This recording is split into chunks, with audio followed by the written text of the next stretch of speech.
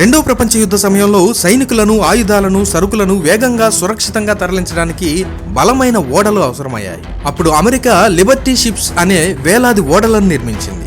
ఈ ఓడల డిజైన్ లో కూడా స్థిరత్వం కోసం, ఎక్కువ బరువును మోయటం కోసం వాడిన రేషియో నోవాహు ఓడ రేషియోకు చాలా దగ్గరగా ఉంది. ఇది నేను కల్పించి చెప్తున్న విషయం కాదు, దీని వెనక బలమైన శాస్త్రీయ పరిశోధన ఉంది.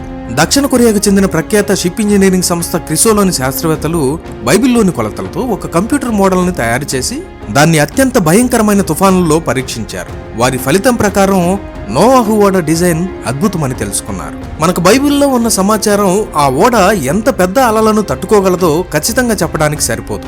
అయినా వాళ్ళు ఏం చేశారంటే ఆ ఓడ యొక్క కంప్యూటర్ మోడల్ను ఈ రోజుల్లో మనం వాడే ఆధునిక ప్యాసింజర్ షిప్ల భద్రతా ప్రమాణాలతో పోల్చి చూశారు. ఆధునిక ఫార్ములాస్ ను వాడి ఆ నోవాహు యొక్క ఓడ గురించి కొన్ని అంచనాలు వేశారు. అవేంటో ఒక్కొక్కటిగా ఇప్పుడు మనం వివరంగా తెలుసుకుందాం. మొదటిగా వర్టికల్ యాక్సిలరేషన్, పైకి కిందికి కుదుపు. ఓడ అలలపై వెళ్తున్నప్పుడు పైకి కిందికి బలంగా కుదుపుకు లోనవుతుంది కదా. ఒక ప్యాసింజర్ షిప్ తట్టుకోగల కుదుపులతో పోల్చి చూసినప్పుడు నోవాహు ఓడ 43 మీటర్లు అంటే దాదాపు 140 అడుగుల ఎత్తైన అలలను కూడా తట్టుకోగలదని వారి లెక్కలు తేల్చాయి. ఒకసారి ఊహించుకోండి, 140 అడుగుల ఎత్తున్న అల అంటే ఎలా ఉంటుందో. రెండవది రోల్ రెస్పాన్స్, పక్కకు ఒరగడం. పెద్ద అలలు వచ్చినప్పుడు ఓడ పక్కకు వంగుతుంది.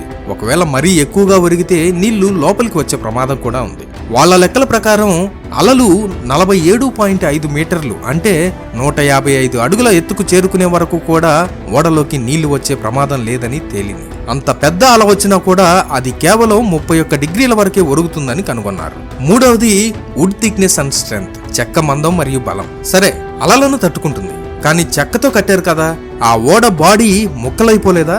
ఈ ప్రశ్నకు కూడా వాళ్ళు సమాధానం కనుక్కున్నారు. ఓడ గోడలకు వాడిన చెక్క మందం కేవలం 30 సెంటీమీటర్లు అంటే దాదాపు 1 అడుగు.